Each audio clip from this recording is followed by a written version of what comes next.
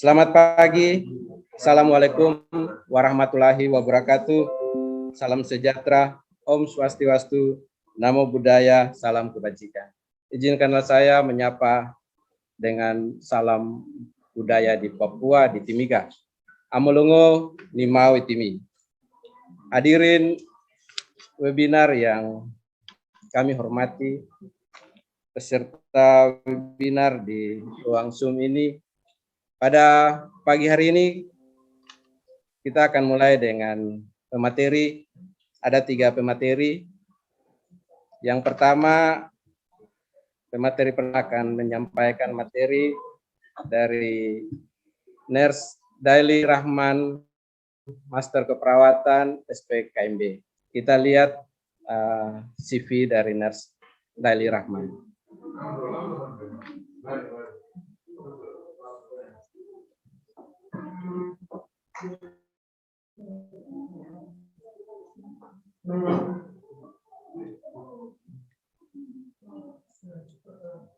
Itulah CV dari Nurse Daily Rahman, Master Keperawatan SPKMB. Dan selanjutnya saya mengundang Nurse Daily Rahman untuk menyampaikan materi tentang pengaplikasi SDKI, SIKI, dan SLKI. Kepada Nurse Daily, kami persilakan. Baik, terima kasih Pak Johan. Apakah suara saya terdengar dengan jelas?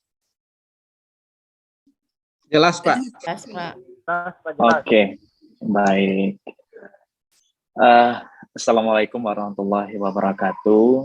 Salam sejahtera untuk kita bersama. Om Swastiastu, Namo Buddhaya, salam kebajikan. Salam. Salam. Iya, saya ucapkan selamat pagi untuk kita bersama. Ini jauh ya. Saya sekarang berada di Sumatera, bertemu dengan teman-teman dari Timika, Papua. Luar biasa ini. Sebenarnya kalau secara secara daring maupun luring, ini yang pertama kali saya berada di Timika, Papua, karena memang sebelumnya saya tidak pernah ke Papua. Pernah kemarin dijadwalkan memang sudah mau ke Papua, namun pandemi COVID terjadi sehingga tidak jadi untuk datang ke Papua. Mudah-mudahan dengan kesempatan kali ini tidak mengurangi makna ya, walaupun kita sekarang bertemu secara virtual. Mudah-mudahan nanti kita bisa bertemu secara tatap muka setelah bencana COVID terjadi, insya Allah. Baik, Bapak dan Ibu dan teman sejawat semua, saya izin untuk melakukan share screen. Siap, Pak.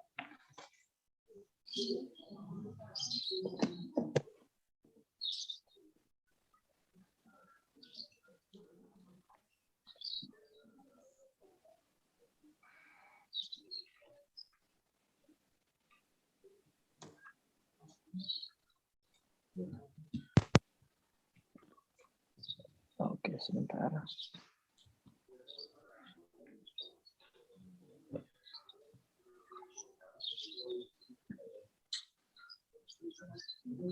Oke, mungkin saya share dari device yang satu lagi. Ya.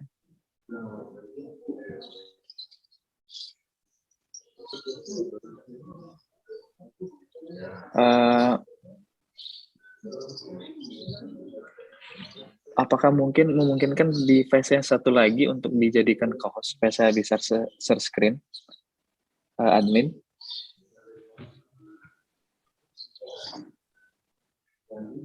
Pak Sola mungkin bisa bantu. Ada yang satu lagi yang Dali Rahman.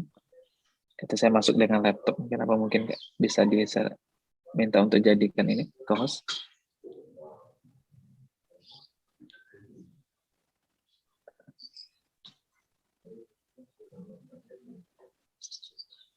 Sudah Pak, sudah dijadiin co-host.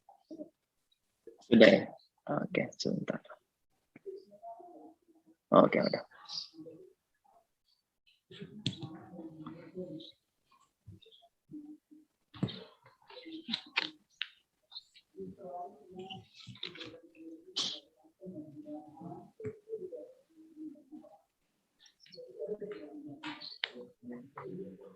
Oke, kita masuk saja pada materinya. Pada materi ini kita akan membahas tentang 3S, ya, standar diagnosis keperawatan Indonesia, kemudian standar luaran keperawatan Indonesia, dan juga standar intervensi keperawatan Indonesia. Nah, pertama saya ingin menyampaikan kenapa PPNI dalam hari ini melakukan standarisasi tentang asuhan keperawatan. Jadi berdasarkan undang-undang, ya, Undang-Undang 38 tahun 2014 itu disampaikan PPNI sebagai organisasi profesi itu berkewajiban untuk melakukan pembuatan standar profesi. Nah, ini yang menyampaikan adalah undang-undang, ya. Nah, standar profesi itu ada 3 sebenarnya Bapak Ibu. Ada standar kinerja profesional, yang di sana ada penjaminan mutu, pendidikan. Nah, bagi teman-teman dosen ataupun mahasiswa mungkin yang hadir pada hari ini, saya sampaikan bahwa sekarang ini sudah ada standar pendidikan, ya, yang dikeluarkan oleh Kementerian Pendidikan Nasional, di mana standar pendidikan ini sudah menyampaikan bahwa peserta didik yang akan diluluskan itu wajib lulus ujian kompetensi dulu, ya, yang kita sebut dengan exit exam. Nah, di samping itu kita sekarang juga sudah punya standar kompetensi, ya, atau secara garis besar dikatakan bahwa ini namanya adalah standar profesi. Jadi standar profesi nanti itulah yang membedakan apa yang kita sebut dengan perawat profesi dan apa yang kita sebut dengan perawat vokasi. Jadi sudah jelas semua Bapak Ibu batasannya, yang mana yang disebut dengan perawat nurse, kemudian perawat D3 keperawatan. Nah, di samping itu, PPNI juga diminta atau dituntut untuk membuat standar asuhan keperawatan. Yang di sana ada standar diagnosis, kemudian standar intervensi, dan juga standar luaran keperawatan. Nah, mungkin Bapak Ibu pernah mendengar kasus-kasus ataupun teman sejawat kita yang terjerat masalah hukum, ya. Pada saat teman-teman sejawat kita yang terjerat masalah hukum, PPNI dalam hal ini diminta untuk menjadi saksi ahli, ya. Yang diminta oleh hakim pada saat di pengadilan, ya, yang dimintanya adalah apakah yang bersangkutan terdakwa ini, teman sejawat kita, sudah bekerja sesuai dengan standar. Nah, PPN menyampaikan yang bersangkutan teman sejawat kita ini sudah bekerja sesuai dengan standar. Pertanyaannya adalah, kalau memang sudah bekerja dengan sesuai dengan standar, standarnya mana? Nah, kalau dulu kan kita mengeluarkan standar yang dipakai di luar negeri. Nah, di hukum Indonesia itu tidak bisa seperti hukum di luar negeri. Kita di Indonesia itu menganut sistem hukum yang hitam di atas putih, yang harus tertulis dulu, baru itu bisa dikatakan sebagai produk hukum. Kalau tidak tertulis, maka itu bukanlah produk hukum. Ya, makanya walaupun misalnya kita sudah menggunakan standar luar negeri yang sudah berpuluh-puluh tahun kita pakai di Indonesia, itu belum bisa dikatakan sebagai produk hukum. Makanya dengan adanya 3S ini, ketika Bapak Ibu menerapkannya di pelayanan kesehatan atau di instansi Bapak Ibu sendiri, maka Bapak Ibu sudah bekerja sesuai dengan undang-undang dan sudah bekerja sesuai dengan standar hukum. Ya. Jadi kalau misalnya kita berbicara masalah tanggung jawab dan tanggung jawab gugat, ketika Bapak Ibu menggunakan 3S itu sudah dilindungi oleh hukum. Ya, kira-kira seperti itu. Nah, ini ada undang-undang lain, ya, selain dari Undang-Undang 38. Ada Undang-Undang 44 2009 tentang rumah sakit, bahwa disebutkan, ini pasal 13 ya, setiap tenaga kesehatan yang bekerja di rumah sakit harus bekerja sesuai dengan standar profesi. Nah, lanjutannya, Pasal 66, siapa yang tenaga kesehatan itu menjalankan praktik berkewajiban untuk memenuhi standar profesi. Siapa yang menetapkan standar profesi?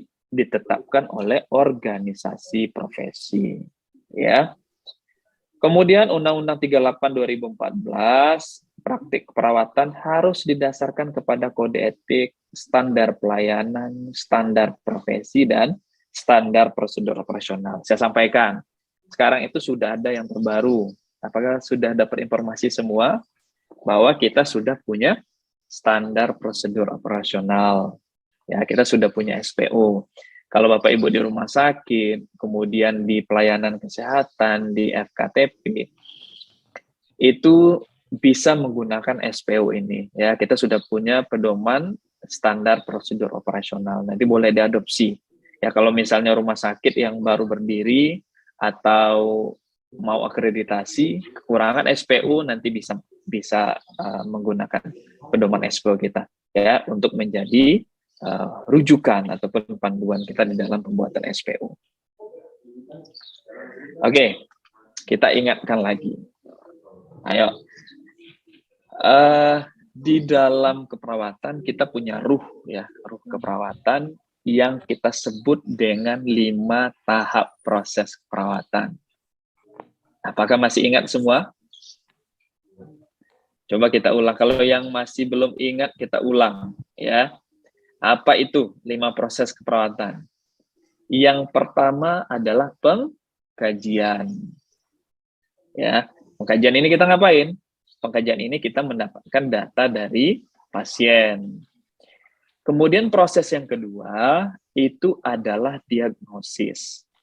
Nah, saya sampaikan, sekarang itu kita tidak ada namanya lagi diagnosa. Ya, kita menggunakan istilah satu se-Indonesia sekarang.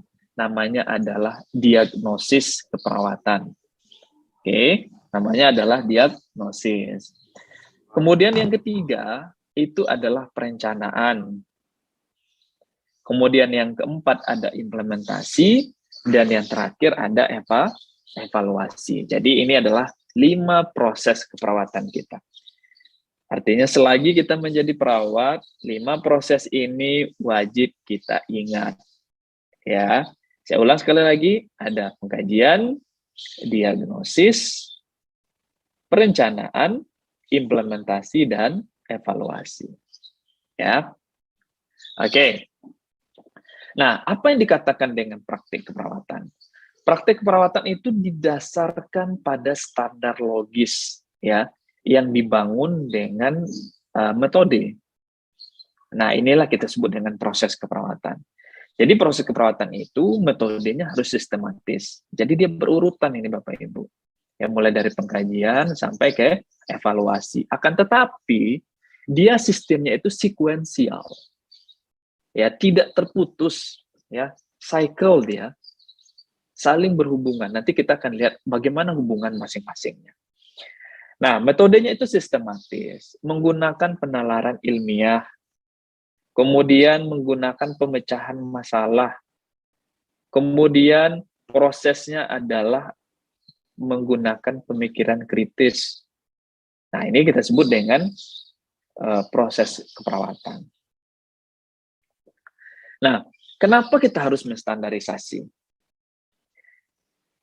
Coba saya tanya, Bapak Ibu, kalau di rumah sakit, yang dari rumah sakit, apakah mempunyai diagnosis favorit semua? Tidak. Kalau membuat rekam medis, misalnya, yang di rumah sakit, apakah mempunyai diagnosis yang sering kita tuliskan di rekam medis? Ya, karena gangguan rasa nyaman. Ada yang mengatakan gangguan rasa nyaman. Kalau pasiennya nggak nyaman gimana? Atau nyaman pasiennya? Apakah kita paksakan diagnosis itu? Tentu tidak ya. Nah, jadi redaksi diagnosis ataupun terminologi itu, walaupun kita dalam satu rumah sakit, kadang kita punya terminologi yang berbeda-beda. Ya, sebagai contoh tadi, ada yang mengatakan gangguan rasa nyaman ×2 nyeri. Ada yang mengatakan bahwa ini adalah nyeri saja. Ada yang mengatakan nyeri akut. Kalau ditanya, mana yang benar? tentu yang benar adalah yang kita buat. Ya kalau misalnya saya membuat nyeri akut, ya bagi saya yang benar adalah nyeri akut. Kalau Bapak Ibu membuatnya gangguan rasa nyaman titik 2 nyeri, ya itu yang namanya benar. Nah, efeknya apa? Efeknya nanti terminologi kita itu akan berbeda-beda. Kalau kita di Papua mungkin menggunakan gangguan rasa nyaman. Mungkin kalau di Aceh menggunakan terminologinya adalah nyeri akut.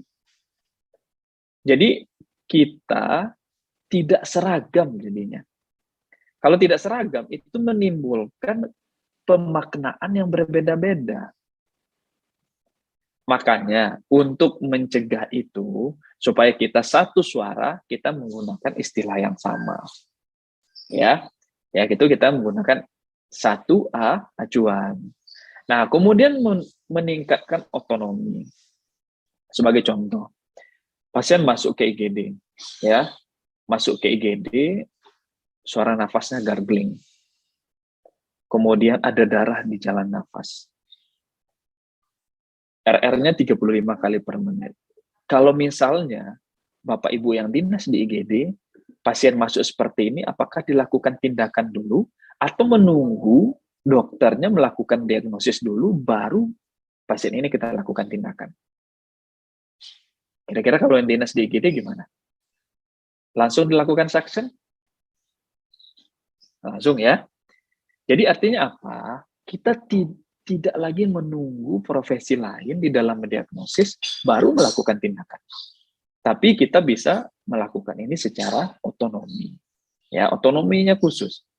Kita kalau misalnya sudah berpikir bahwa oh ini proses keperawatannya berjalan dari hasil pengkajian, kita tegakkan diagnosis berjalan nafas tidak efektif, ya kita langsung melakukan tindakan penghisapan jalan nafas.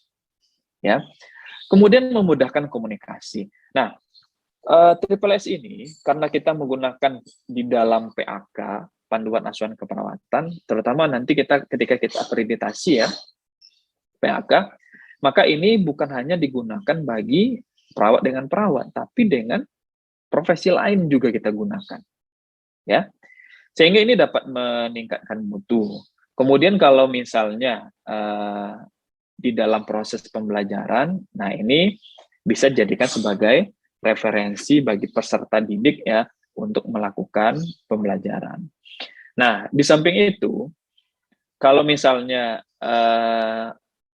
ada nanti Bapak Ibu dosen yang ikut pada hari ini, Triple S ini juga bisa kita gunakan sebagai sebagai bahan ya di dalam melakukan penelitian. Nah, maksudnya apa? Misalnya untuk validitas diagnosis saja.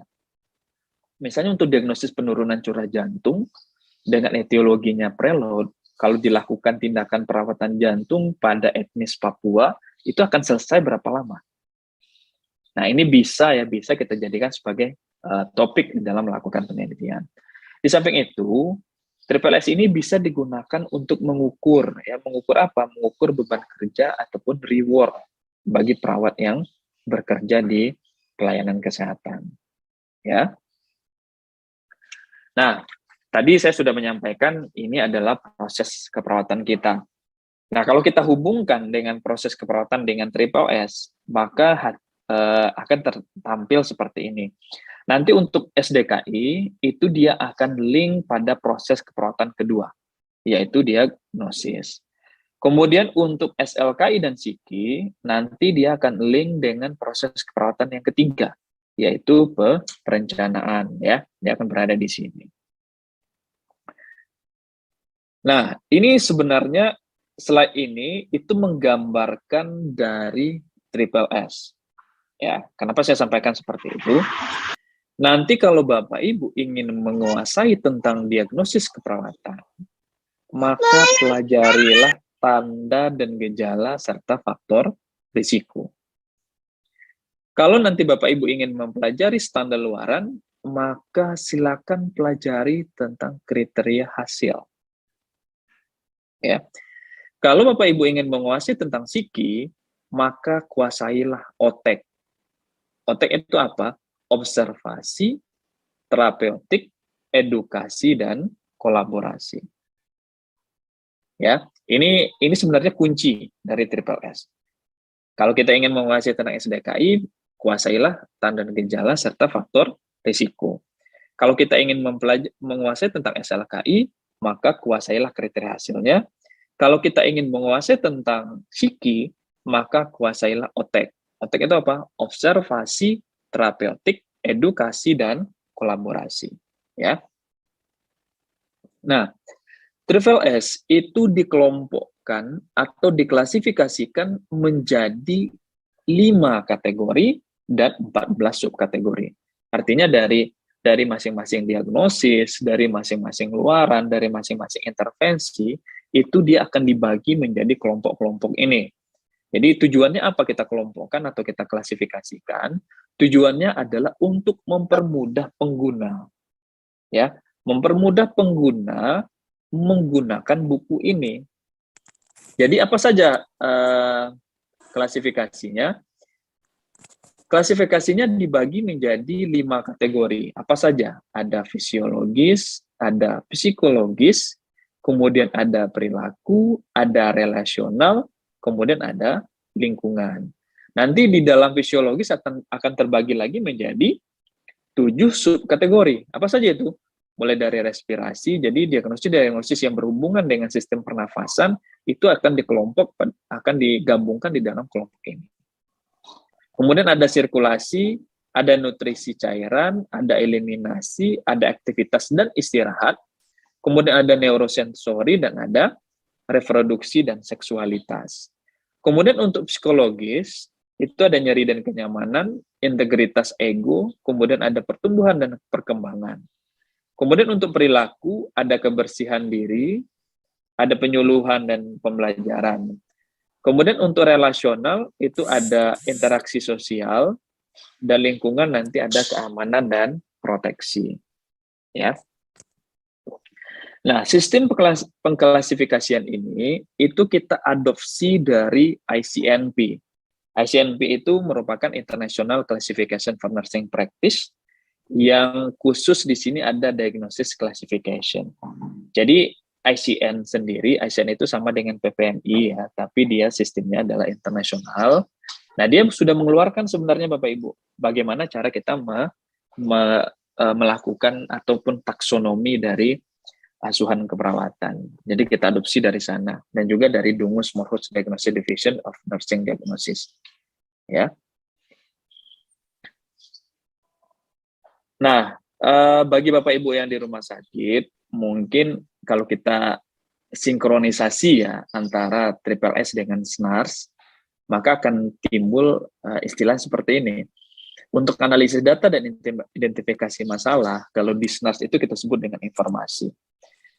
Untuk diagnosis, kalau di SNARS proses kita merumuskan atau menegakkan diagnosis, kalau di SNARS kita sebut dengan analisis.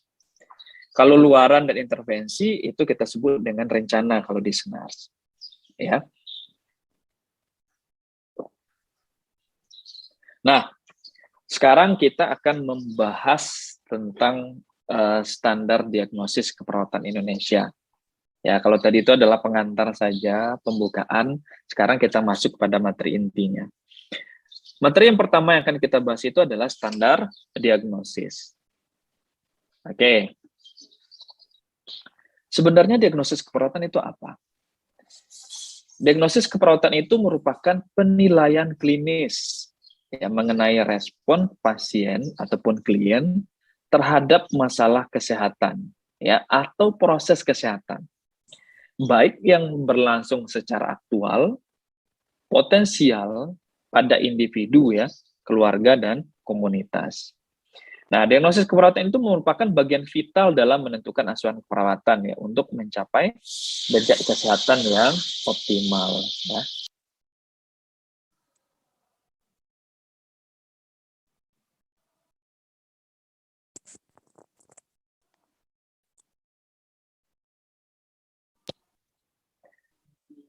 Jadi proses keperawatan yang 5 itu ya, saya menyampaikan bahwa diagnosis keperawatan itu merupakan core dari proses keperawatan. Kenapa saya sampaikan seperti itu? Jadi ketika Bapak Ibu ingin melakukan pengkajian Tujuannya apa untuk melakukan pengkajian? Tujuannya adalah untuk menegakkan diagnosis keperawatan. Kita hubungkan dengan intervensi. Ya, intervensi yang Bapak Ibu buat atau perencanaan gunanya untuk apa? Untuk mengatasi diagnosis keperawatan. Kemudian implementasi. Implementasi, tujuan kita untuk apa melakukan implementasi? Untuk menyelesaikan diagnosis keperawatan. Kemudian evaluasi. Apa yang akan kita evaluasi? Evaluasi di sini, yang kita evaluasi juga diagnosis. Jadi kalau kita melihat dari 5 proses keperawatan ini, diagnosis keperawatan itu merupakan core ataupun inti dari proses keperawatan.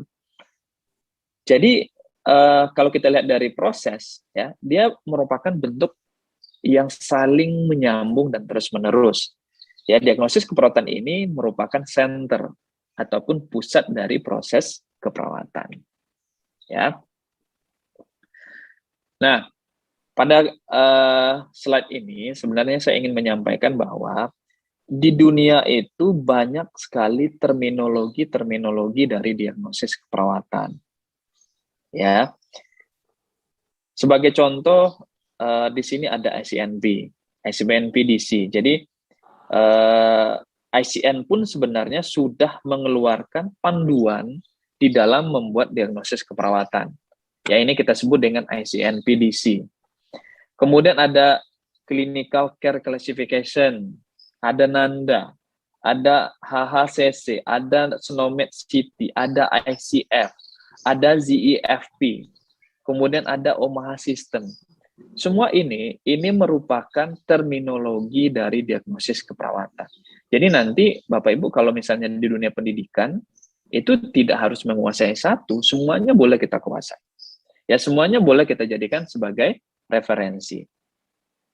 Nah, nanti kalau misalnya di pendidikan ya silahkan saja, tapi kalau di pelayanan, itu kita harus sesuai dengan undang-undang.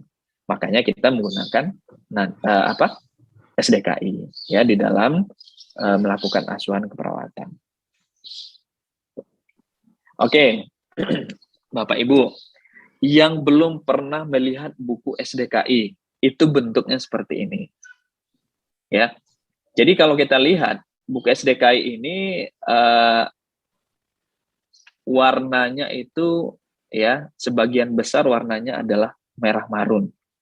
Ya, bentuknya seperti ini. Covernya seperti ini. Apakah sudah punya semua Bapak Ibu? Belum ya? Oke, kalau belum punya, nanti silakan dipesan saja. Nah, pesannya jangan yang bajakan, ya karena nanti kita tidak bisa menjamin bahwa bukunya ini kalau misalnya bajakan isinya sama dengan yang asli, ya. Jadi sebaiknya menggunakan yang versi asli. Nah, di dalam buku SDK ini, itu memuat 149 diagnosis keperawatan. Jadi lumayan banyak ya, ada 149. Nah, 149 ini, itu bisa semua Bapak Ibu gunakan di instansi Bapak Ibu. Jadi nanti kalau ingin membuat PAK di rumah sakit, misalnya silakanlah gunakan ini. Kalau membuat PAK di puskesmas, ya silakan juga gunakan. Ya, 149 diagnosis ini.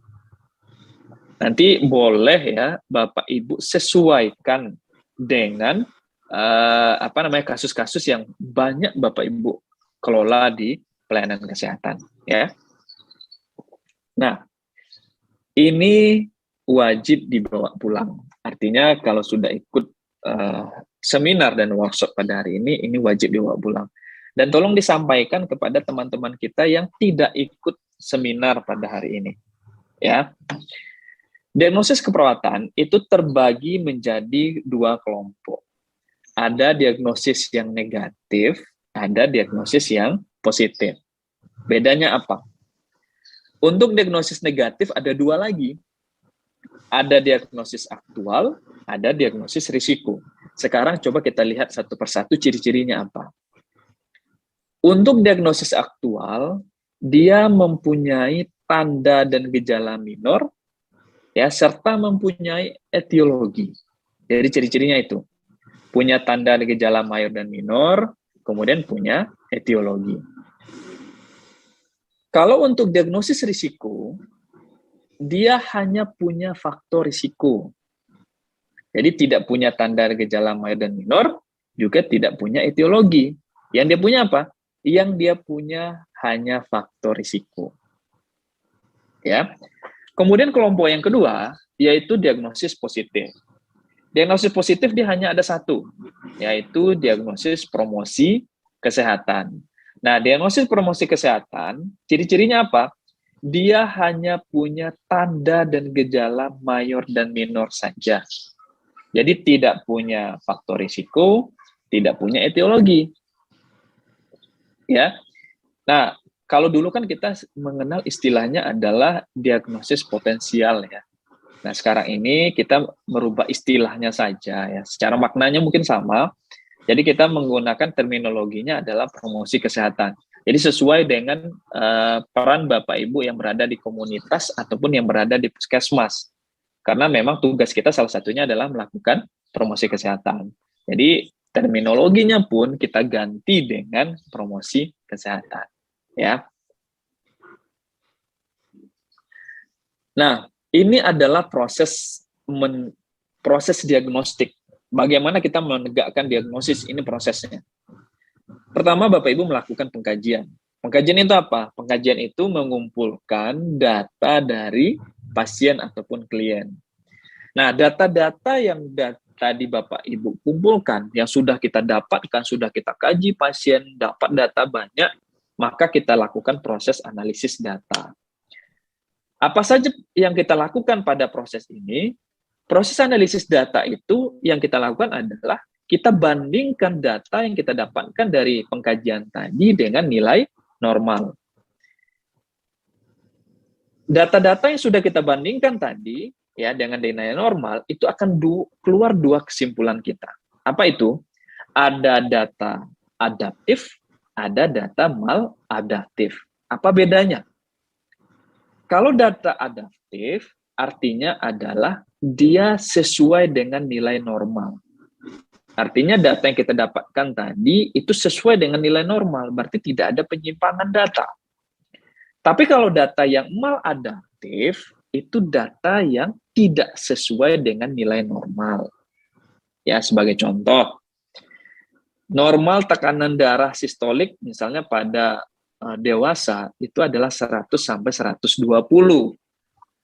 Nah, kalau kita dapatkan tekanan darah sistolik pasiennya 110, berarti datanya itu kita sebut dengan data adaptif. Nah, ini lagi, ini kan sedang.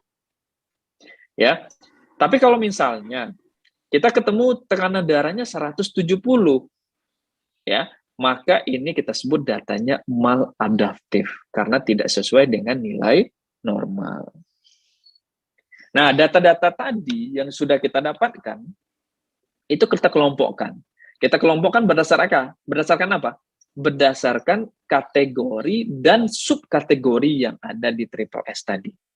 Nah, baru kita identifikasi masalah, kita rumuskan penulisan diagnosisnya, apakah ini masuk masalah yang aktual, masalah yang risiko, atau promosi kesehatan. Nah, saya sampaikan bahwa diagnosis keperawatan tidak bergantung pada diagnosis medis. Jadi kalau misalnya belum tegak diagnosis medis, apakah diagnosis perawatannya bisa? Ya, itu tidak jadi masalah. Nanti silakan saja itu disesuaikan berada di rumah sakit, ya. Oke. Ini adalah komponen dari diagnosis keperawatan. Jadi diagnosis keperawatan itu punya indikator diagnostik, ya. Indikator diagnostiknya apa saja? Yang pertama itu diagnosis keperawatan mempunyai etiologi. Jadi diagnosis keperawatan itu punya penyebab. Nah, penyebabnya jenisnya banyak ya. Ada jenisnya penyebabnya itu dari bersifat bio, fisio, dan psikologis. Ada diagnosis keperawatan yang penyebabnya itu adalah efek dari terapi ataupun tindakan. Ada lagi diagnosis keperawatan yang etiologinya itu adalah situasional dan maturasional. Kemudian diagnosis keperawatan juga mempunyai tanda dan gejala atau kita sebut dengan sign and symptom. Ya. Nah, tanda gejala ini sebenarnya penting. Kenapa? Karena untuk menegakkan diagnosis kita perlu ada tanda dan gejala sebagai dasar kita dalam menegakkan diagnosis. Kemudian ada faktor risiko. Ya, faktor risiko ini tentu khusus untuk diagnosis risiko, ya. Oke. Kadangkala kadang saya sering menanyakan ini ya kepada peserta seminar. Kalau Bapak Ibu menegakkan diagnosis, itu berapa diagnosis yang harus kita tegakkan pada pasien? Kalau selama ini menegakkan berapa diagnosis kira-kira? 3, Apakah ini 3? 1. Ada yang 3, ada yang 1. Kalau misalnya masalah keperawatan yang pasiennya 7 gimana? Apakah 3 saja yang kita tegakkan? Enggak juga ya?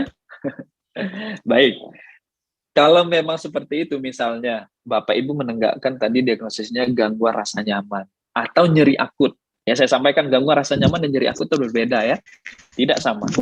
Kalau di dalam SDKI nanti boleh di cross check yang mana yang gangguan rasa nyaman dan mana yang nyeri akut. Jadi itu berbeda sekali. Kalau saya jelaskan yang gangguan rasa nyaman itu apabila tidak ada kerusakan fisik. Tidak ada kerusakan jaringan, itu gangguan rasa nyaman boleh. Contohnya apa? Seperti suhu lingkungan yang naik, itu gangguan rasa nyaman. Tapi kalau pasiennya luka, pasca operasi, itu tepatnya nyeri akut. Karena ada kerusakan fisik. Ya. Nah, kalau kita ingin menegakkan diagnosis nyeri akut, contohnya, itu berapa tanda gejala yang harus ada? Apakah pasien yang mengeluh nyeri, itu sudah cukup menegakkan diagnosis nyeri akut? Belum tentu. Apakah harus ditambah dengan skala nyeri? Mungkin. Apakah harus ditambah dengan perubahan tanda-tanda vital? Mungkin juga. Tanda-tanda vitalnya apa? Nadi, tekanan darah. Nah, kadangkala ketika kita mendiagnosis dalam kondisi seperti ini, itu membingungkan kita. Makanya untuk mencegah kita bingung, di dalam buku SDKI ini kita permudah prosesnya. Di dalam buku SDKI, kita sudah membagi tanda gejala yang ada itu menjadi tanda gejala mayor dan ada tanda gejala minor. Ya, nanti saya jelaskan di bukunya. Jadi ketika kita menegakkan satu diagnosis, wajib hukumnya 80-100% tanda dan gejala mayornya itu ditemukan. Harus ada. Kalau tanda gejala minornya itu boleh ada, boleh tidak. Itu ya. Ini harus dibawa pulang juga nih. Tanda gejala mayornya wajib ada 80-100%. Tapi kalau minor boleh ada, boleh tidak. Ya. Nah, kalau Bapak Ibu bicara tentang fokus diagnosis, ya diagnosis keperawatan, itu dia terbagi menjadi 2 sebenarnya. Ada deskriptor, ada fokus diagnosis. Contoh, diagnosis gangguan pertukaran gas. Fokus diagnosisnya apa? Pertukaran gasnya. Ya, gangguan itu cuma deskriptor saja. Contoh lain, penurunan curah jantung. Yang fokus diagnosisnya mana? Curah jantung. Penurunan itu hanya deskriptor saja. Intoleransi aktivitas. Ya, fokus diagnosisnya apa? Aktivitas. Intoleransi itu hanya deskriptor. Begitupun dengan defisit pengetahuan. Fokusnya adalah di pengetahuan, defisitnya adalah deskriptor. Nah, ini cara kita menuliskan diagnosis. Untuk yang kita membagi 2 ya, penulisan diagnosis kita bagi menjadi 2. Ini tolong dibawa pulang juga karena ini kita sudah standarisasi. Untuk diagnosis aktual, teknik penulisan kita adalah masalah berhubungan dengan penyebab, dibuktikan dengan tanda dan gejalanya apa. Nanti kita lihat bagaimana di belakang. Khusus untuk penulisan two part, ya ini untuk diagnosis risiko dan promosi kesehatan. Bagaimana kita menuliskan diagnosis keperawatan yang sifatnya adalah risiko? Kalau untuk risiko, masalah dibuktikan dengan faktor risikonya apa. Ya. Kalau untuk promosi kesehatan, masalah dibuktikan dengan tanda dan gejalanya apa. Kita lihat satu persatu. Kalau Bapak Ibu melihat membuka buku SDKI, maka akan ketemu seperti ini bentuknya di dalam buku. Ya. Di sini ada bersihan jalan nafas tidak efektif. Ini kita sebut dengan label masalah atau label diagnosis. Kemudian ada D0001. Ini coding. Di bawahnya ada definisi, ada penyebab, kemudian ada tanda gejala mayor dan minor. Nah, saya sampaikan ya, tanda gejala mayor dan minor ini sudah dipisah. Kemudian tanda gejala subjektif dan objektif itu juga sudah dipisah. Tadi saya sampaikan, untuk menegakkan diagnosis itu harus 80-100% tanda mayornya masuk. Jadi misalnya kalau di sini ada 5 tanda gejala mayor, maka 4-nya wajib masuk. Ya, ini contoh penulisannya. Bersihan jalan nafas tidak efektif berhubungan dengan spasme jalan nafas dibuktikan dengan batuk tidak efektif, sputum berlebih, mengi, dyspnea dan gelisah. Nanti proses penulisannya seperti ini ya Bapak Ibu untuk penulisan diagnosis aktual. Nah, bagaimana dengan diagnosis risiko? Cara penulisan diagnosis risiko, masalah dibuktikan dengan faktor risiko. Ya, jadi penulisannya risiko aspirasi dibuktikan dengan tingkat kesadaran menurun. Apakah boleh faktor risikonya lebih dari 1? Jawabannya adalah boleh. Boleh tidak etiologi lebih dari 1? Jawabannya adalah juga boleh, ya nggak jadi masalah. Nah, ini contoh untuk promosi kesehatan, ya seperti ini penulisannya. Kesiapan peningkatan eliminasi urin dibuktikan dengan pasien ingin meningkatkan eliminasi urin, jumlah dan karakteristik urin normal. Ya, jadi masalah dibuktikan dengan tanda dan gejalanya apa. Oke, sekarang kita masuk pada standar luaran keperawatan Indonesia. Kalau tadi untuk yang di SDKI, sekarang kita masuk SLKI.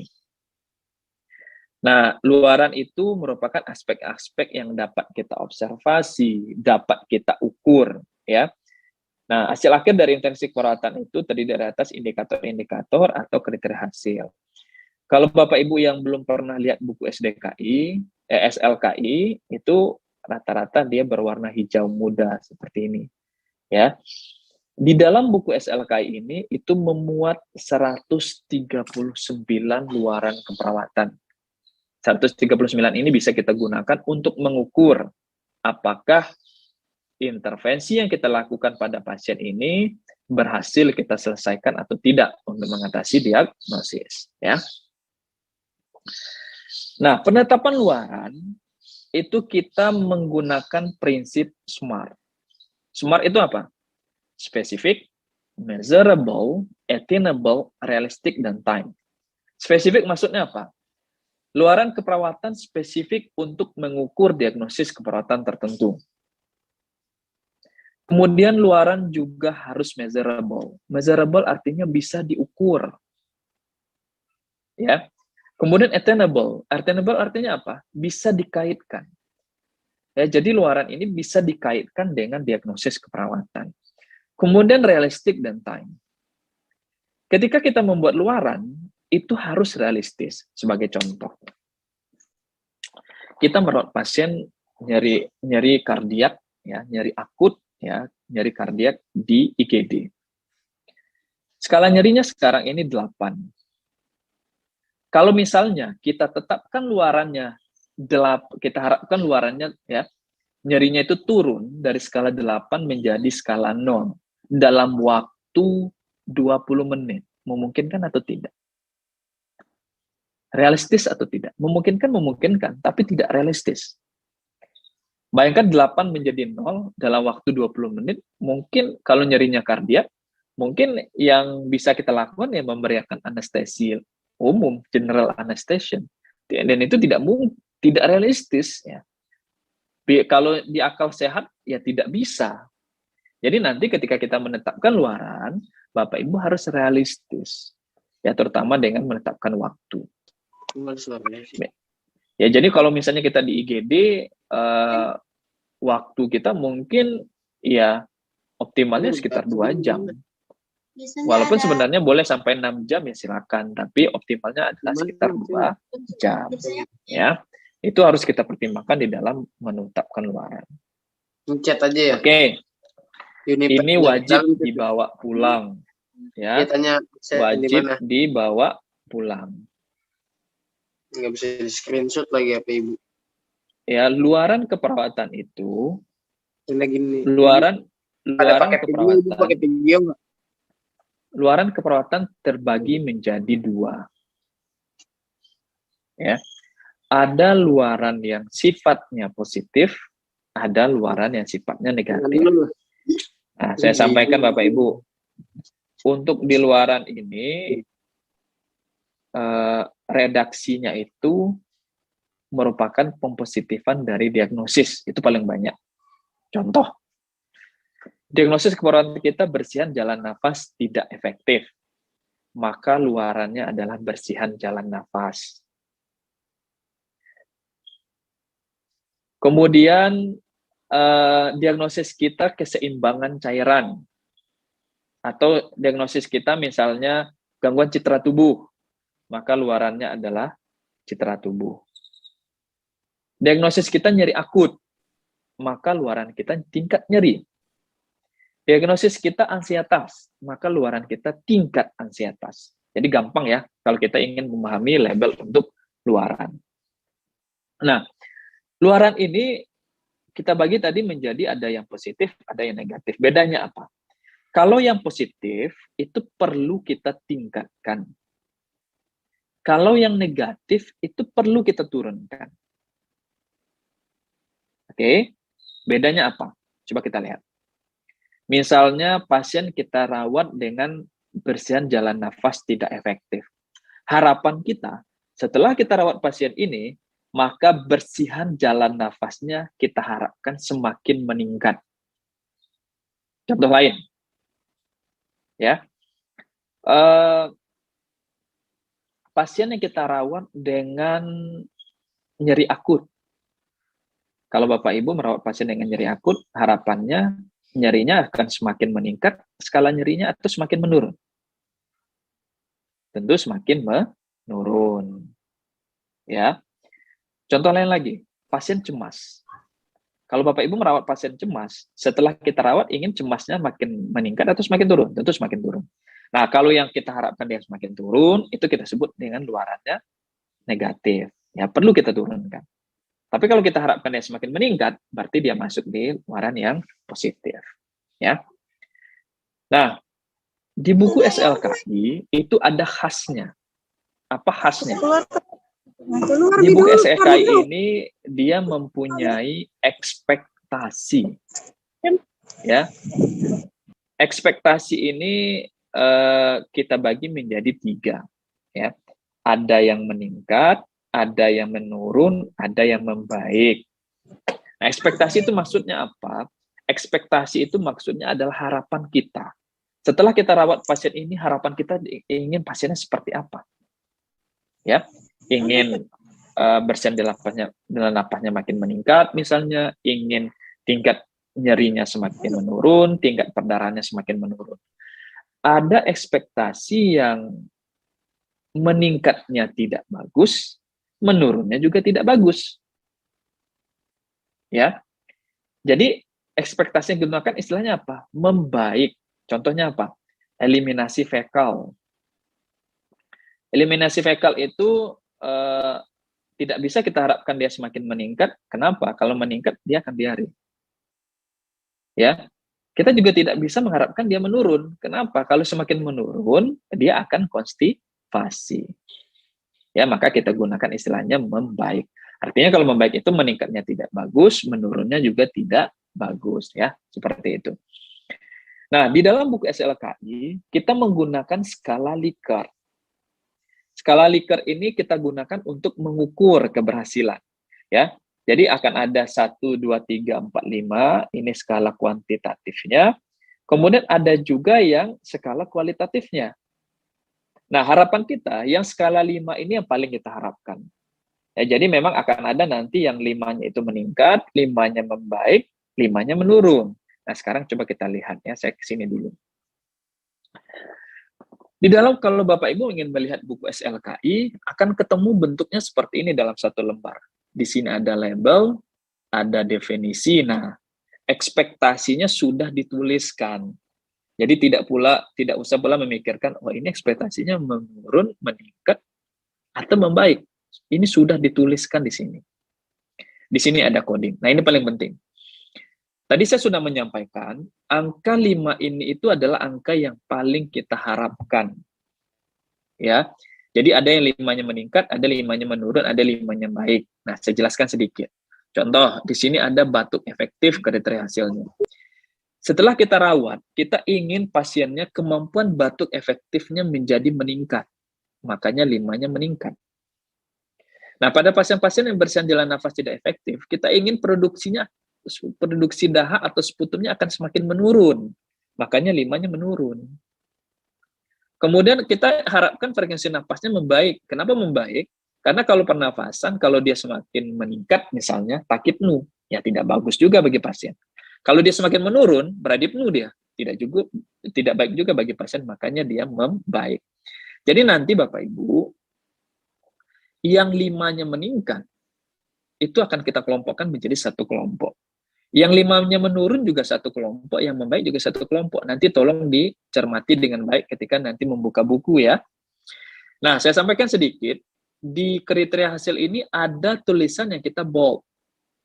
Maksudnya apa bold ini? Bold ini adalah luaran yang paling kita sarankan. Kenapa seperti itu? Karena ini adalah tanda mayor di SDKI. Ya, kira-kira seperti itu. Nah, bagaimana cara kita menuliskan luaran? Kalau Bapak Ibu masih menggunakan paper base, masih menulis rekam medisnya, maka penggunaan luarannya seperti ini penulisannya. Setelah dilakukan intervensi keperawatan selama, kita tetapkan, misalnya 1 kali 24 jam, selama 3 jam, selama 3 kali 24 jam, maka kita tuliskan labelnya apa, ekspektasinya apa. Dengan kriteria hasil, kita buat kriteria 1-nya apa, 2-nya apa, 3-nya apa. Dan kita buat di sini skala kualitatifnya. Contoh, setelah dilakukan intervensi selama 3 jam, maka bersihan jalan nafas, ini adalah labelnya, meningkat, ini adalah ekspektasinya. Dengan kriteria hasil, batuk efektif, ini kriteria 1, meningkat, ini adalah label kualitatifnya. Produksi sputum menurun, mengi menurun, frekuensi napas 12-20 kali per menit. Nah, untuk hasil ini boleh nanti diganti dengan nilai normal. Tapi tolong diperhatikan ya kesesuaian antara pasien yang kita rawat dengan nilai normal sesuai dengan jenis kelamin dan umur. Ya. Contohnya misalnya kalau tekanan darah sistolik pasiennya laki-laki 70 tahun, ya tidak mungkin kita harapkan dia 100-120. Nanti malah tidak tercapai-capai kriteria hasil kita. Ya. Kalau kita menggunakan computerized, maka teknik yang kita pakai adalah kita membedakan di sini kita tulis adalah skornya. Ya, contohnya, setelah lakukan intervensi keperawatan selama 3 jam, maka bersihan jalan nafas meningkat dengan kriteria hasil. Batuk efektifnya 5, produksi sputumnya 5, menginya 5, frekuensi napasnya 5. Jadi kita tuliskan skala Likertnya. Ya. Nah, ini ada tautan. Tautan ini gunanya apa? Tautan ini gunanya adalah untuk menghubungkan antara SDKI dan SLKI. Jadi tautan ini dia berada di paling belakang buku. Misalnya, sebagai contoh gini, kalau kita mendiagnosis pasien dengan bersihan jalan nafas tidak efektif, apa luaran yang disarankan? Maka luaran utama yang disarankan adalah bersihan jalan nafas.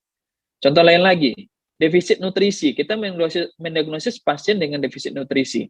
Apa luaran yang disarankan untuk diagnosis defisit nutrisi? Luaran yang disarankan adalah status nutrisi. Ini yang utama. Tambahannya boleh. Jadi nanti Bapak Ibu, boleh tidak satu diagnosis itu luarannya lebih dari satu? Jawabannya adalah boleh. Ya, tidak jadi masalah. Oke, sekarang kita masuk pada materi yang terakhir, yaitu standar intervensi keperawatan Indonesia. Mudah-mudahan saya tidak memanjang waktunya ya.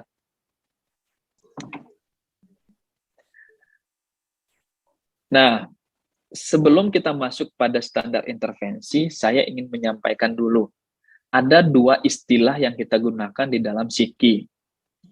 Yang pertama adalah intervensi keperawatan. Dan yang kedua adalah tindakan keperawatan. Apa bedanya? Kalau intervensi keperawatan, ya, intervensi keperawatan itu adalah judulnya. Contoh, manajemen nyeri, manajemen cairan, manajemen nutrisi. Nah, judul yang tadi itu kita sebut dengan istilah intervensi keperawatan. Kalau langkah-langkah yang kita lakukan untuk mengatasi atau yang akan kita lakukan untuk menjalankan intervensi, itu kita sebut dengan tindakan. Ya, sebagai contoh, intervensinya judulnya adalah manajemen jalan nafas. Tindakannya apa? Tindakannya buka jalan nafas dengan head tilt chin lift. Lakukan penghisapan jalan nafas tidak lebih dari 15 detik. Nah, yang langkah-langkah tadi itu kita sebut dengan tindakan keperawatan. Ya. Kalau yang belum pernah lihat buku psiki, itu bentuknya seperti ini, ya, dominannya biru. Di dalam buku ini itu memuat 590 intervensi keperawatan. Ya, cukup banyak ya, 590. Nah, intervensi keperawatan itu rentangnya ada 4. Ada yang kita sebut dengan direct intervention. Direct intervention itu artinya adalah intervensi yang memang secara langsung kita lakukan kepada pasien atau touch ke pasien. Ada indirect intervention. Indirect intervention ini maksudnya apa?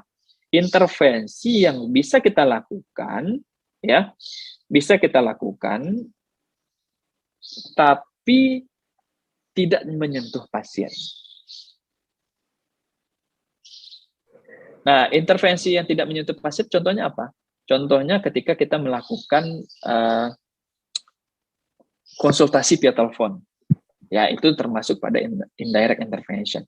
Kemudian ada nurse initiated intervention, artinya intervensi yang diinisiasi oleh perawat. Atau kita sebut juga dengan tindakan mandiri keperawatan. Kemudian ada healthcare provider initiated intervention, artinya adalah intervensi yang diinisiasi oleh profesi kesehatan lain. Nah, kalau misalnya nanti Bapak Ibu membuka buku psiki, satu lembarnya akan ketemu seperti ini. Ya, di sini ada judul, ya ini kita sebut dengan label, ini saya sampaikan ini label ya. Kemudian di sini ada coding. Coding ini gunanya apa? Kalau kita menggunakan computerized, maka coding ini akan menjadi kode panggil di dalam komputer. Kemudian ada definisi dan ada tindakan. Ini tindakannya. Nah, saya sampaikan. Tindakan keperawatan di dalam psiki itu sudah kita bagi menjadi 4 kelompok. Apa saja itu? Satu kelompok pertama, tindakan-tindakan yang sifatnya adalah observasional atau tindakan yang sifatnya kita observasi pasien, itu kita kelompokkan menjadi satu tindakan, satu kelompok tindakan pada kelompok observasi. Kelompok yang kedua, itu ada kelompok terapeutik. Jadi nanti tindakan-tindakan keperawatan yang sifatnya adalah mandiri perawat, maka ini dikelompokkan menjadi tindakan terapeutik. Kemudian ada kelompok tindakan yang sifatnya adalah edukasi. Jadi nanti kalau di rumah sakit kan kita melakukan edukasi pasien ya, tuntutan untuk akreditasi. Bingung, ini sebenarnya topiknya apa yang paling tepat? Maka kalau kita bingung, silakanlah lihat di kelompok yang edukasi. Kemudian ada kelompok kolaborasi. Jadi kalau misalnya kita berpikir mana saja tindakan-tindakan yang harus kita kolaborasikan dengan tim kesehatan lain. Ya. Nah, ini kita silakan lihat di kelompok yang masuk di kolaborasi. Jadi Bapak Ibu ya, ini sengaja kita kelompokkan kenapa? Supaya mempermudah pengguna di dalam menggunakan buku Siki ya. Sudah ada kelompok yang observasi, kelompok yang terapeutik ya, yang mandiri perawat, dan ada edukasi dan ada kolaborasi. Saya sampaikan, nanti ketika kita membuat perencanaan, tidak semua ini harus ada. Ya, sesuaikan dengan pasien kita. Kalau pasien kita tidak butuh kolaborasi, ya tidak usah dibuat. Dan nanti di dalam buku Siki pun tidak semua label intervensi punya keempat-empat ini. Ya, bisa saja nanti dia hanya ada observasi dan terapeutik saja, tidak ada edukasi, atau misalnya ada yang tidak ada kolaborasinya. Ya, tergantung dari nanti jenis label intervensinya apa. Nah, ini jenis tindakan tadi saya sampaikan bahwa kalau observasi itu sifatnya adalah tindakan itu mengumpulkan data status kesehatan pasien. Kalau terapeutik itu berarti memulihkan atau mencegah perburukan kesehatan. Jadi terapeutik ini juga disebut dengan tindakan mandiri ya, mandiri perawat. Kemudian ada edukasi, kemudian ada kolaborasi. Nah, bagaimana kita menghubungkan antara SDKI dengan Siki? Kita menghubungkannya sama dengan SLKI tadi. Kita menggunakan tautan. Tautan itu ada di belakang buku. Tautan yang ada ini itu sifatnya adalah suggestion, saran saja. Jadi nanti ketika misalnya Bapak Ibu diagnosis, rasanya ini tidak sesuai intervensinya ini, dan tidak ada dia di dalam tautan. Boleh nggak saya masukkan? Boleh. Ya, jadi tautan ini hanya sifatnya suggestion, saran saja. Nah, yang menentukan tepatnya itu adalah perawat. Kenapa? Karena perawat yang merawat itulah yang paling paham dengan kondisi pasien. Ya, dasarnya apa kita menentukan luaran ini? Dengan menggunakan clinical judgment. Nah, luaran intervensi keperawatan kita membagi menjadi dua level. Ada yang intervensi utama, ada yang intervensi pendukung, ya, atau kita sebut dengan intervensi level 1 dan level 2. Kita bahas satu persatu.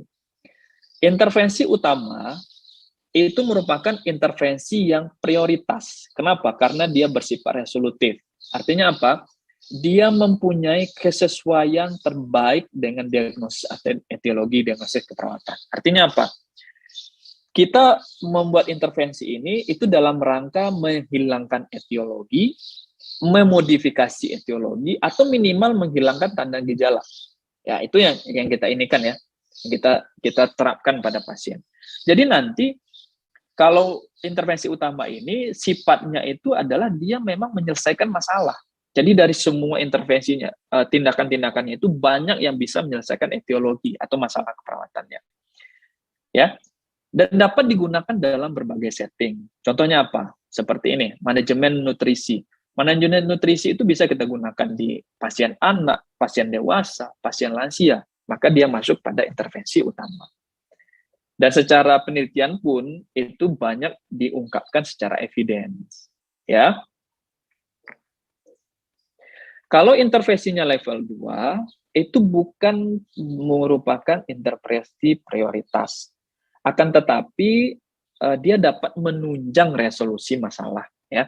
Atau intervensi ini hanya dapat mengatasi etiologi diagnosis tertentu saja. Atau hanya bisa digunakan pada setting tertentu saja. Contohnya apa? Manajemen hemodialisis. Hanya bisa digunakan di ruangan yang ada mesin hemodialisisnya. Ya. Itu contohnya. Nah, ini contoh tawatan Bapak Ibu. Misalnya kalau diagnosisnya defisit nutrisi, di sini intervensi utamanya apa? Ada manajemen nutrisi, ada promosi berat badan. Ini pendukungnya ada di bawah.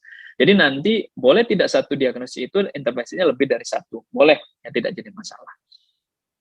Nah, ini adalah pertimbangan kita di dalam memilih intervensi. Pemilihan intervensi, nanti tolong diperhatikan kemampu laksanaan intervensi dan penerimaan pasien. Contoh, untuk menurunkan mual atau nausea, itu ada namanya akupresur. Ya. Kalau misalnya perawat kita tidak ada yang pelatihan akupresur, ya jangan dipilih ini. Ya, Sesuaikan juga dengan kemampuan perawat. Kenapa? Kalau kita rencanakan tidak ada yang melakukan, ya percuma saja. Kemudian penerimaan pasien. Misalnya untuk menurunkan nyeri, itu ada terapi musik, ya klasik. Terapi musik klasik. Akan tetapi nanti pasiennya misalnya tidak suka dengan musik klasik. Ya, jangan gunakan itu. Ya, nanti sesuaikan dengan penerimaan pasien. Nah, di dalam buku Siki itu sudah ada sambutan Menteri Kesehatan. Jadi Menteri Kesehatan atau Kementerian Kesehatan sangat apresiasi dengan adanya Triple S ini, ya. Nah, kita harapkan nanti dengan adanya Triple S ini dapat menjamin mutu praktik dan keselamatan pasien, dan harapan kita itu bisa masuk ke dalam sistem JKN. Sehingga apa? Sehingga dapat meningkatkan penghargaan dan kesejahteraan perawat. Nanti kalau seandainya ada saran ataupun ada apapun, itu dapat ber-email ke emailnya DPP, yaitu dpp@ppni.org. Oke, mungkin itu yang bisa saya sampaikan. Saya kembalikan kepada moderator, Pak Yosef, silakan. Pak Johan, sorry, Pak. Baik, terima kasih Nurse Daily Rahman atas materi yang luar biasa untuk kita sekalian tentang bagaimana mengaplikasikan SDKI, SLKI, dan Siki. Dan kami buka sesi tanya jawab bagi peserta yang ada di ruang Zoom meeting. Silakan mengajukan pertanyaan lewat chat atau mau di WA. Silakan, kami menunggu.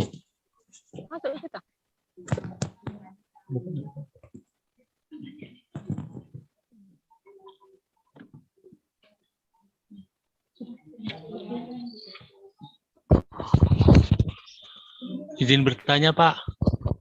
Ya, silakan minta maaf, sebut nama dari daerah mana. Salahuddin dari Sulianti Saroso, Jakarta, Pak. Baik, Pak Salahuddin. Silakan, Pak Salahuddin. Pak, mohon izin bertanya nih, Pak.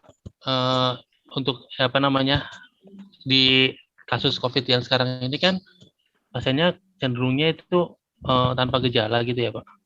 Terus bagaimana kita mengangkat diagnosis?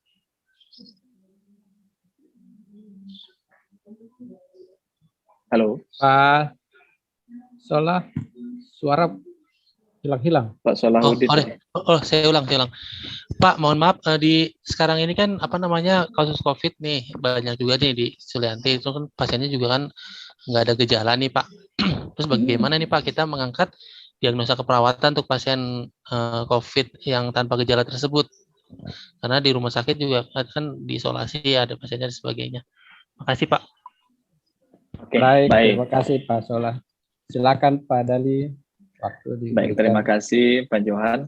Terima kasih juga Pak Salahuddin, ini luar biasa pertanyaannya ya. Kita tahu bahwa sekarang COVID itu banyak yang OTG atau tanpa gejala. Mungkin dia masuk ke rumah sakit itu hanya untuk menghindari infeksinya saja. Ya. Nah, yang perlu kita sampaikan adalah untuk mendiagnosis pasien, yang menjadi target kita itu adalah keluhan dari pasien. Ya. Nah, kalau misalnya pasiennya tanpa gejala, tanpa keluhan seperti apa?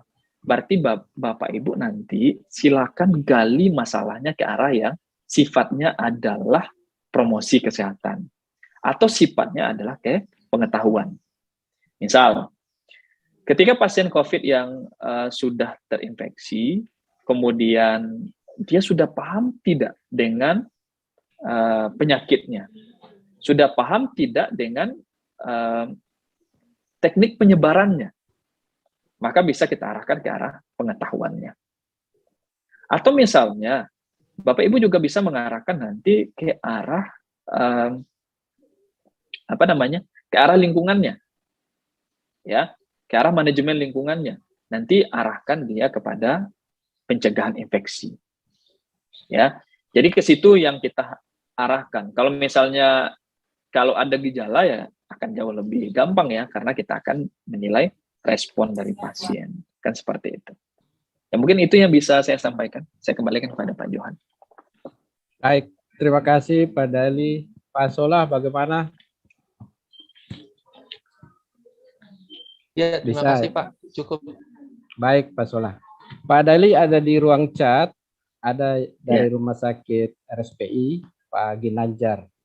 Beliau menanyakan apa yang membedakan 3S ini dengan buku-buku diagnosis keperawatan yang sebelumnya ada, Pak. Oke, baik. Baik. Yang pertama, buku 3S ini itu memang produknya di Indonesia. Artinya sudah disesuaikan dengan kondisi masyarakat kita di Indonesia. Bahkan ada diagnosis-diagnosis yang ada di buku 3S, tapi tidak ada di buku lain. Contoh, kalau di luar negeri, ketika orang hamil di luar nikah, ya itu tidak jadi masalah ya, kalau di luar negeri. Tapi kalau di Indonesia, ketika orang yang hamil di luar nikah, itu akan jadi masalah. Indonesia. Makanya usulan dari perawat maternitas, ya, perawat maternitas itu ada diagnosis kita di dalam buku SDKI itu adalah risiko kehamilan tidak dikehendaki. Ya, risiko kehamilan tidak dikehendaki ini itu hanya ada di Indonesia. Kenapa? Kalau misalnya di Nanda ya tidak akan ketemu. Kalau di CCC tidak akan ketemu. ICNPDC tidak akan ketemu. Kenapa? Karena di luar negeri kalau hamil di luar nikah ya biasa saja. Dan itu khas ada di Indonesia. Kemudian satu lagi. Contoh lain ya, salah satu contohnya. Ketika misalnya pasien unresponsif atau tidak ada respon, ya, kalau kita di HIPGABI kan, ketika tidak ada respon, tidak ada napas, tidak ada heart rate, ya, kita lakukan CPR. Itu kan tindakan, intervensi ya. Nah, kalau kita tanyakan, itu diagnosisnya apa pasiennya? Kalau kita mengatakan dia penurunan curah jantung, tidak sinkron, karena memang di penurunan curah jantung etiologinya tidak itu. Kalau kita mengatakan dia risiko shock, ya nggak pas juga. Makanya dari HIPGABI itu menyarankan adanya gangguan sirkulasi spontan. Ya, itu juga tidak ada di buku-buku lain. Itu hanya ada di buku kita. Ya, dan ada beberapa lagi yang lain. Itu yang pertama. Yang kedua, tujuan dari pembuatan buku ini memang adalah untuk easy to use, supaya lebih mudah digunakan oleh pengguna. Makanya di dalam buku ini tanda gejala mayornya sudah dipisahkan, ya di SDKI ya. Kemudian tanda gejala subjektif dan objektifnya juga sudah dipisahkan. Tujuannya apa? Tujuannya adalah supaya kita lebih mudah menggunakan buku ini. Ya. Kemudian di Psiki misalnya, untuk tindakan-tindakannya itu sudah kita kelompokkan berdasarkan otek. Kadang kan kita bingung. Ini tindakan kita ini kalau kita mau monitoring pada pasien, mau observasi, itu tepatnya apa nih? Kita juga bingung. Kita sudah memisahkan. Kita bingung ini sebenarnya maksudnya tindakan mandiri perawat atau bukan ini? Sudah kita pisahkan. Apa yang perlu kita edukasi pasien, topiknya apa? Sudah terpisah juga. Sehingga sangat mudah kita gunakan. Ya, kemudian bahasa-bahasa yang digunakan juga, kita menggunakan bahasa Indonesia yang baku dan tidak berbelit-belit. Sehingga nanti ketika pembaca menggunakan itu mudah untuk dipahami. Ya, itu yang tujuan utama kita. Karena selama ini kita membaca buku kadang, aduh ini maksudnya apa? Jangan kita kan untuk menerapkan. Mengerti bahasanya saja kita belum. Nah, itu sebagai contoh. Makanya buku ini itu yang target utama kita. Ya, untuk membantu teman-teman yang berada di pelayanan dan juga teman-teman mahasiswa yang sedang belajar. Jadi lebih mudah untuk dipahami. Ya, kira-kira seperti itu gambaran. Banyak yang lain lagi, cuma nanti habis waktunya. Mungkin itu yang paling kentara, yang paling jelas ya. Baik, terima kasih Pak Deli atas tanggapannya. Dan masih ada waktu. Izin Pak Deli, ada di ruang chat WA menanyakan. Ini tadi mirip ya dengan Pak Sola. Bagaimana kita mengangkat diagnosis perawat pasien dengan COVID-19 tapi tidak ada gejala. Dirawat di rumah sakit karena untuk tujuan isolasi mencegah penyebaran infeksi. Soalnya di SDKI hanya ada resinfeksi. Bagaimana itu Pak? Oke, ya. Jadi gini, risiko infeksi pun itu bukan ditujukan hanya untuk orang-orang yang sifatnya adalah dia yang terinfeksi. Tapi juga kita arahkan kepada komunitas. Ya, kalau misalnya kalau kita hubungkan dengan konsepnya COVID, kalau orang yang COVID tanpa gejala tidak kita isolasi, itu bukan menyebabkan infeksi pada dirinya karena dia memang sudah terinfeksi, tapi nanti berhubungan pada komunitas yang akan terjadinya infeksi. Makanya dia diisolasi. Itu tujuan kita melakukan isolasi. Ya kan? Jadi nanti, walaupun nanti di dalam risiko infeksi itu ada namanya manajemen lingkungan ya, manajemen lingkungan yang akan nanti berhubungan dengan manajemen isolasi. Ya, di SPO itu bahkan lebih detail kita jelaskan adanya manajemen isolasi. Nanti kalau Bapak Ibu sudah punya buku SPO nanti bisa cross check ke sana. Ya. Itu sudah ada manajemen isolasi yang nanti berhubungan dengan COVID. Karena di dalam buku SPO itu kan sudah terbaru ya, sudah kita update, itu sudah ada di sana bagaimana proses-proses untuk melakukan isolasi pada pasien-pasien. Jadi kalau kita mendiagnosis dengan risiko infeksi, terutama untuk ke komunitasnya ya nggak jadi masalah. Itu seperti itu. Nanti kalau untuk tindakannya, silakanlah dilihat nanti manajemen isolasi. Ya di SPO-nya itu udah ada lengkap ya. Nanti bisa di cross check ke sana. Mungkin seperti itu tambahan saya. Tapi kalau ke pasiennya tadi boleh. Baik, terima kasih Pak Dali. Waktunya sudah mau selesai. Izin satu bertanya dari ruang chat dari Papua. Ya. Mewakili. Ibu Rosmita bertanya, apakah untuk kriteria hasil di luaran cukup menuliskan keterangan menurun atau meningkat atau membaik atau perlu diangkat dengan angka skala yang diinginkan? Terima kasih. Oke, baik. Ini luar biasa nih Bu Rosmita ya, dari Papua. Jadi gini Bu Rosmita, kalau Ibu menggunakan metode penulisannya itu adalah paper base, jadi kita masih menggunakan kertas, maka cukup Ibu tuliskan meningkat, menurun, membaik, ya cukup itu saja. Tidak usah ditulis angkanya berapa. Tidak usah ditulis angkanya. Iya. Tapi kalau Ibu menggunakan komputer, itu silakan diterjemahkan dalam bentuk angka. Itu. Ya, jadi saya ulang kembali, tidak usah ditulis dua-duanya. Cukup satu saja. Kalau menggunakan kertas, ya silakan tuliskan skala kualitatifnya, meningkat, menurun, membaik. Tapi kalau menggunakan komputer, tulis angkanya. Kira-kira seperti itu. Baik, begitu ya Ibu Rosmita. Terima kasih Pak Dali atas pencerahannya, pertanyaan-pertanyaan yang sudah banyak bertanya. Tapi masih ada lagi pertanyaan, nanti kapan-kapan bisa dijapri di WA kepada Pak Dali. Karena itu membatasi, dan kami ucapkan terima kasih kepada Pak Dali. Beliau juga ini